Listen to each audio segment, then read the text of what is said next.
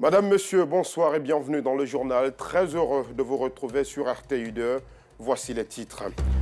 Jean-Louis Gasset n'est plus le sélectionneur de l'équipe nationale de football de Côte d'Ivoire. Le Français a été limogé par la Fédération ivoirienne de football pour résultats insuffisants. Il est remplacé par Emers Faye qui était loin de ses adjoints. En Zambie, c'est une épidémie de choléra qui inquiète. Elle a déjà fait plus de 500 morts. La rentrée scolaire a encore une fois été repoussée. Elle était initialement prévue le 8 janvier 2024, mais il faudra attendre jusqu'au 12 février en raison du nombre croissant de cas de choléra pour reprendre les cours. Voilà pour le sommaire, vous suivez le 19h30 et vous faites toujours bien. Côte d'Ivoire 0, Guinée équatoriale 4. Encore aujourd'hui, ce score donne le vertige. C'était la défaite de trop et elle n'est pas sans conséquence pour l'entraîneur des éléphants. Jean-Louis Gasset a été limogé ce matin par la Fédération ivoirienne de football. Le sélectionneur français avait pour mission d'atteindre au moins les demi-finales de la CAN 2023. Mais ses résultats insuffisants, notamment les 2 dernières défaites face au Nigeria et au Nzalang National, ont précipité son départ. Il sera remplacé par un trio d'entraîneurs avec en tête Emers Faye, son ancien adjoint, l'ancien gardien Alain Guamene et Guy Demel. Justin Kwasi, à Sitandiara. Fin de parcours pour Jean-Louis Gasset avec les éléphants de Côte d'Ivoire. Après la défaite écrasante des Pachydermes, 4-0 face à la Guinée équatoriale, la Fédération ivoirienne de football, avec à sa tête Idriss Diallo, vient de mettre fin au contrat du sélectionneur des éléphants. Dans les rues d'Abidjan, les Ivoiriens se prononcent sur cette décision. Actuellement, on est dans une période de compétition. On est pendant la CAN. Aller chercher un entraîneur ailleurs, lui faire signer un autre contrat et tout, on verra que ce n'est pas forcément la meilleure des choses à faire. Surtout, ça va nous perdre beaucoup de temps. Et bon, à ce niveau-là, je pense que ce n'est pas la meilleure des choses à faire en ce moment. On a tourné la paille à Jean-Louis Gasset parce que dans son CV, il n'est pas à la hauteur, il n'a jamais gagné de trophées. Vraiment, les Ivoiriens étaient fatigués. Vu ce qui s'est passé, vu la défaite des Ivoiriens, il était temps vraiment de passer à autre chose. Donc vraiment, je suis très content et je salue vraiment l'initiative. Aujourd'hui, la Côte d'Ivoire, il est important qu'on prenne l'habitude de prendre des sélectionneurs de chez nous qui ont pratiqué le football et qui connaissent le football. L'entraîneur, d'accord, c'est le bouc émissaire, mais ce n'est pas la solution pour moi. Franchement, ce n'est pas la solution. Et les joueurs qui ont joué, ils ont servi à quoi? Donc pour faire plaisir au peuple ivoirien, ça doit partir de la racine jusqu'aux feuilles. Longtemps critiqué pour ses choix tactiques, Jean-Louis Gasset sera remplacé par un trio d'entraîneurs des anciennes gloires du football ivoirien, à savoir Emers Faye, Alain Guamene, ex-gardien de but des éléphants, Guy Demel. Et toujours dans l'actualité de la Coupe d'Afrique des Nations 2023, le match entre le Burkina Faso et l'Angola, lui, s'est soldé hier mardi par la victoire, 1-0 des Antilopes Noires. Un match vécu intensément dans la rue de la capitale Abidjan. Les déceptions des supporters burkinabés qui sont, faut-il le préciser, déjà qualifiés pour la 8e, dans ce reportage de Fedana Yeo et Georgette Tido Fofana.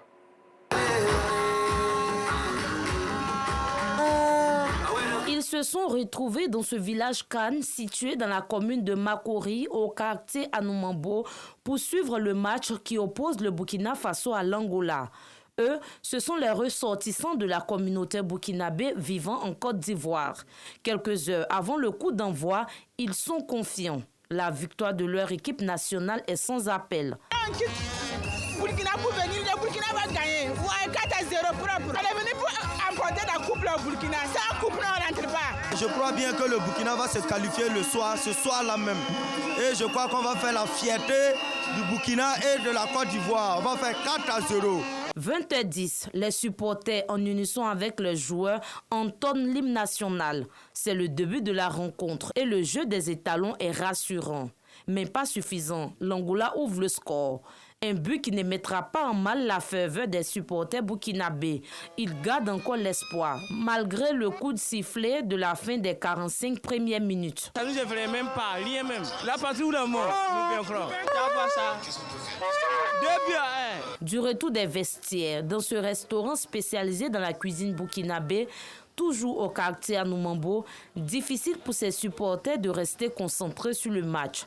Si certains s'efforcent à suivre la rencontre, d'autres délectent avec appétit le traditionnel riz au soumara, aimé purement burkinabé. On va manger pendant qu'ils sont en train de jouer. Depuis matin, on a confiance. Cette seconde partie du match est très mouvementée. Les Burkinabés concèdent un deuxième but. Malgré le score de 2-0, les supporters restent toujours motivés. On n'est pas découragé, voilà, vu que la course continue toujours, donc on soutient toujours le pays. Comme on le dit toujours, découragement n'est pas ivoirien, donc découragement n'est pas burkinabé.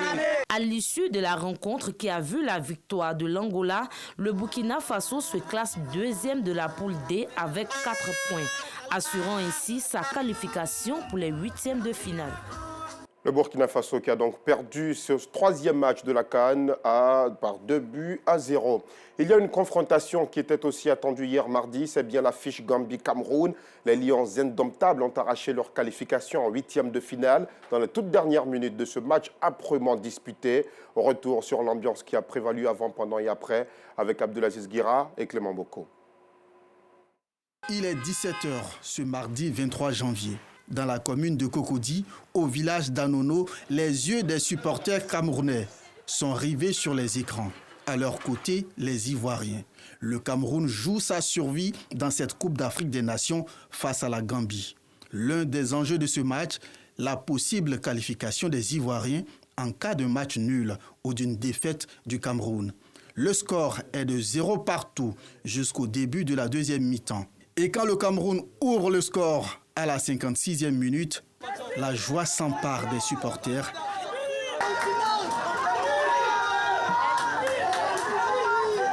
Et l'espoir d'une qualification de l'équipe camerounaise refait surface.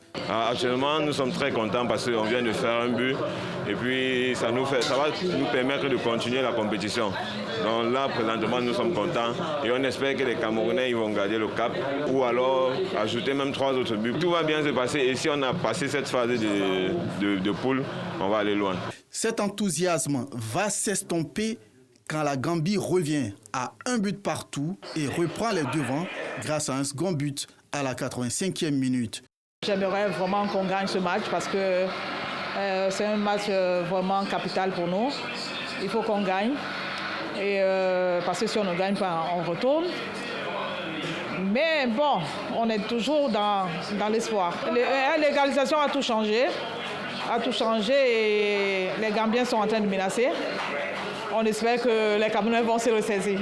Le désarroi se lit sur le visage des supporters camerounais. L'espoir d'une qualification s'amenuise au fil des secondes. Et pourtant, du côté des supporters ivoiriens, c'est la joie. Les affaires s'annoncent bonnes. L'élimination du Cameroun se profile à l'horizon. Je vois que le Cameroun est déjà au dehors. Le Cameroun va se retrouver au village et la Côte d'Ivoire est qualifiée. Je suis vraiment confiant parce que la Côte d'Ivoire est déjà qualifiée. Et c'est que le trophée va rester en Côte d'Ivoire ici. La joie est plus courte que prévu pour les supporters ivoiriens. Les Lions indomptables reviennent à la marque et plient le match dans les arrêts de jeu. Score final 3-2 en faveur des Camerounais. Ils obtiennent ainsi leur ticket pour les huitièmes de finale. Les rues d'Anono sont aux couleurs du drapeau camerounais, vert, rouge et jaune. L'équipe du Cameroun termine deuxième de sa poule après cette victoire. La Côte d'Ivoire, quant à elle, devra encore attendre les autres rencontres de ce mercredi 24 janvier avant d'être située sur son sort. Et à l'occasion de cette CAN 2023, l'Office de la sécurité routière et le ministère des Transports sensibilisent au respect du code de la route. Les usagers de la Y4 ou la voie de contournement d'Abidjan, du tunnel d'Abobo et d'autres voies à grande circulation ont été sensibilisés par la Direction régionale des transports des lagunes. Une activité fort appréciée des usagers de la route à Cocody, à Niama et à Bobo. C'était ce lundi 22 janvier 2024. Yacouba Koulibaly à Sitandiara. Avant d'entamer l'opération de sensibilisation des usagers de la route Y4, le coordonnateur général et le directeur régional des transports d'Abidjan-Lagune des Grands Ponts ont procédé à un briefing avec les équipes des agents sensibilisateurs. Après quoi, des agents sensibilisent les usagers sur place. Le cap est ensuite mis sur un autre site des opérations, non loin du stade Mbimpe. Objectif, exhorter les usagers de la route à la culture de la prudence afin d'éviter les accidents en cette période de la CAN 2023. Nous sommes sur une voie et nous avons constaté qu'il y a la pratique un peu de la vitesse. Il faut qu'on y aille doucement. Beaucoup conducteurs d'engins à 2 roues n'ont pas de casque, il faut le mettre. Et moi je crois que c'est dans la continuité que ce truc va se produire. Même après la CAN, nous serons toujours sur ces checkpoints, ces zones estimées accidentogènes, pour sensibiliser cette population-là. Après avoir sillonné les différents lieux d'opération, Raphaël Iriebi, coordonnateur général de la sensibilisation, fait le point de sa tournée. Nous sommes en pleine CAN, il faut que la sécurité soit garantie. Et c'est les instructions que nous avons reçues de Monsieur le ministre des Transports. Au niveau de la prestation, nous avouons que nous sommes très satisfaits. Nous demandons aux usagers de la route d'être prudents, de respecter le code de la route. En ce cas particulier-là, qu'ils roulent à vitesse modérée. Parce que qu'on gagne, c'est l'euphorie. Qu'on perde, c'est le mécontentement. Ça peut influencer les usagers. On doit aller doucement pour sauver la vie des clients avec les piétons. Donc, merci beaucoup pour l'intervention. C'est un très bon geste. Donc, nous sommes fiers. Étant ivoirien même, bon, on n'a rien à ajouter, si ce n'est pas pour féliciter le gouvernement. Pour permettre aux nationaux et non nationaux de vivre la CAN 2023 en toute quiétude, le ministère des Transports entend garantir la sécurité routière et minimiser le nombre d'accidents. Cette campagne de sensibilisation des usagers de la route a lieu dans les 5 villes qui abritent les terrains des Jeux de la compétition CAN 2023. Puisque nous parlons justement de la CAN, les surnoms des sélections nationales, elles aussi séduisent les spectateurs. Les différentes équipes portent des noms à consonance animalesque. Les éléphants de Côte d'Ivoire, les aigles du Mali, les aigles de Carthage pour la Tunisie, les lions de l'Atlas pour le Maroc, les lions de la Tiranga, les lions indomptables, les antilopes noires, les fennecs et j'en passe. Mais que renferment toutes ces appellations? Avec nous en plateau pour en parler, Dr Yala Moussa Koulibaly, enseignant-chercheur au département d'histoire, spécialiste du peuplement et des civilisations à l'université Alassane Ouattara de Bouaké. Bonsoir docteur. Bonsoir monsieur Drabo. Merci de répondre à notre invitation. D'où proviennent toutes ces appellations, ces surnoms des équipes nationales dans cette CAN? Merci monsieur Drabo. J'avoue que c'est un plaisir doublé d'honneur pour nous de nous retrouver sur votre plateau. Alors, ces surnoms des animaux portés par nos équipes nationales ont plusieurs origines. Il y a une origine historique, une origine culturelle et aussi la philosophie. On va s'intéresser à certains cas. Prenons les éléphants de Côte d'Ivoire, puisqu'on le dit, la charité bien ordonnée commence par soi-même. Alors, quand on prend éléphant, au niveau de l'éléphant, on a aussi les défenses, notamment l'ivoire. Donc, l'éléphant a fini par donner son nom à la Côte d'Ivoire. C'est cet animal-là qui nous interpelle à une prise de conscience nationale. Et à côté de cela, on a aussi les pharaons d'Égypte. Et quand on parle des pharaons d'Égypte, on pense tout de suite aux pyramides. Et à ce niveau-là, quand on lit les travaux de Cheikh Anta Diop, tout commence par l'Égypte antique. Et c'est le Knoun, ou l'océan primordial. Donc, quand on dit qu'ils sont pharaons, c'est dire qu'ils sont au-dessus des autres. À côté de cela, il y a aussi le Nzalang. Le Nzalang national, c'est vrai que ce n'est pas une appellation animalesque, mais tout de suite, il s'agit d'une expression fang, qui veut dire éclair, notamment au niveau de la Guinée équatoriale. À côté de cela, on a les lions indomptables. Et le lion en Afrique est vu comme un animal qui est puissant, qui est féroce, un prédateur, un animal qui n'a pas peur d'avancer. Et cela se voit avec les lions indomptables. Très bien. Est-ce que, puisque vous parlez de la puissance de ces appellations, vous terminez d'ailleurs avec le Cameroun, le lion qui est vu en Afrique comme un symbole de puissance, est-ce que ces appellations, animalesques pour la plupart, ont un impact sur la qualité de jeu de l'équipe, de la sélection? Je prends le cas du Bénin, les écureuils du Bénin qui sont devenus aujourd'hui les guépards du Bénin parce que le pays a estimé que l'écureuil était moins impressionnant. Effectivement, il faut dire oui et non à la fois. Alors pourquoi oui et non?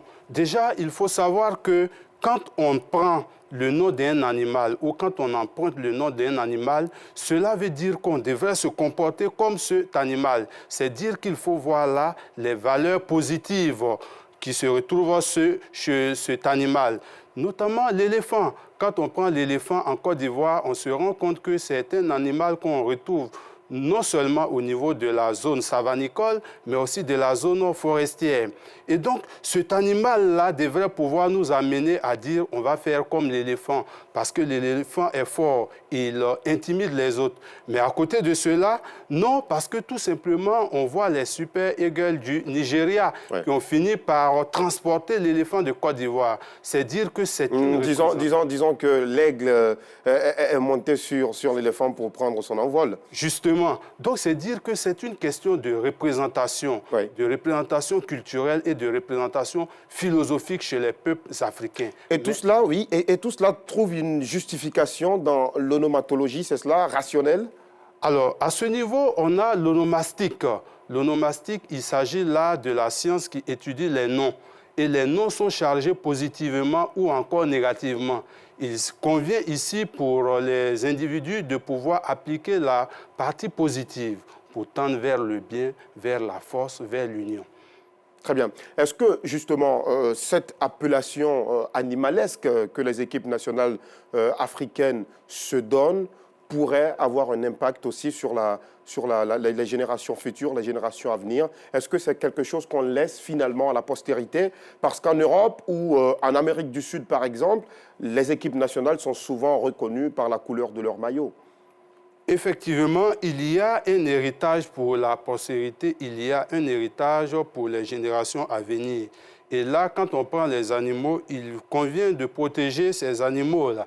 Effectivement, parce qu'il ne faut pas les éteindre. Il faudrait bien que les générations futures sachent qu'il existait tel ou tel animal. On a vu le cas de rhino. Ça fait un sarcasme. Le rhinocéros. Ouais, le rhinocéros, ils ont dit nicéros. Effectivement, or, si on tuait ces animaux, effectivement, on n'allait pas avoir l'occasion de voir cet animal-là, rhino, alors qui est devenu célèbre dans ce petit village baoulé. Il y a aussi l'intérêt de la prise de conscience générale et aussi la prise de conscience au niveau des collectivités. Il y a la notion d'effort, c'est-à-dire qu'il faut travailler fort pour parvenir à ses fins. Très bien. On a vu aussi ces derniers jours une actualité quand même assez brûlante. Elle est aussi étonnante pour certains depuis la défaite cuisante des Ivoiriens face aux langues nationales dont vous parliez. Que la question de la sorcellerie a été remise au goût du jour. Est-ce que vous, en tant qu'historien, vous y croyez? Ce serait bel et bien des sorciers qui ont empêché cette victoire des éléphants et ils sont capables aujourd'hui, selon vous, l'historien, de rectifier le tir pour la suite? Alors, à ce niveau, il faut savoir que concernant ces noms d'animaux, effectivement, on va se rendre compte qu'il y a un élément réaliste. C'est dire que les populations ont une représentation, ont une manière de voir. C'est dire que dans les sociétés, ils se disent que alors, la sorcellerie a un impact sur la société. Mais quand on essaie de faire on essaie de faire perfect, on perd. Oui. Voilà. Quand on essaie justement, comme vous le disiez en off avec les explications du professeur Boitier-Mélé-Ramsès, ça pourrait trouver aussi une explication rationnelle. Mais je sais que dans d'autres occasions, on en parlera. Merci beaucoup, docteur Yala Moussa Koulibaly. Vous êtes historien, enseignant-chercheur à l'université Alassane Ouattara de Bouaké. Merci d'avoir répondu à toutes ces questions. Dans un autre chapitre, en religion justement, la Ligue islamique des prédicateurs en Côte d'Ivoire, en collaboration avec l'association Ihsan pour le développement et l'éducation, l'ONG AID, a organisé le samedi 20 janvier 2024, la 22e édition de son concours de lecture salmodiée du Glorieux Coran. Cette activité annuelle s'est déroulée au quartier Plateau d'Okuy, dans la commune de Cocody, avec pour thème la tolérance, l'identité du musulman. Le reportage de notre équipe dans nos prochaines éditions. Hors de nos frontières, des militaires ont été blessés et plusieurs dizaines de terroristes appartenant à Boko Haram ont été tués hier mardi au Niger. Cela est arrivé lors de combats dans la partie nigérienne du lac Tchad, c'est dans le sud-est du pays. Selon un communiqué du gouvernement, selon le ministère nigérien de la Défense, Boko Haram a attaqué mardi vers 1h50 un bataillon spécial d'intervention positionné à l'aéroport de Ngigmi, une ville garnison dans la région de Difa, près du Nigeria. Après des combats qui ont duré une vingtaine de minutes, les militaires ont opposé une résistance farouche et mis en déroute les assaillants vers les rives du lac Tchad, à cheval entre le Niger, le Nigeria et le Tchad, précise un communiqué du ministère publié mardi soir. Une poursuite engagée avec l'appui des vecteurs aériens a permis de localiser les assaillants qui embarquaient dans 10 pirogues sur le lac Tchad. Et pour finir, nous vous le disions déjà en titre, en Zambie, c'est une épidémie de choléra qui inquiète. Elle a déjà fait plus de 500 morts. La rentrée scolaire a encore une fois été repoussée. Elle était initialement prévue le 8 janvier 2024, mais il faudra attendre jusqu'au 12 février en raison du nombre croissant de cas de choléra pour reprendre les cours. L'annonce a été faite par le ministre de l'Éducation, Douglas Siakalima, lors d'une conférence de presse dans la capitale Lusaka. Lusaka qui est aussi l'épicentre de l'épidémie. Nous voilà au terme de ce journal. Merci aux équipes techniques et de rédaction. Merci à vous aussi de nous avoir suivis. Excellente soirée et fasse Dieu que le Maroc gagne pour que la Côte d'Ivoire soit qualifiée en 8e de finale.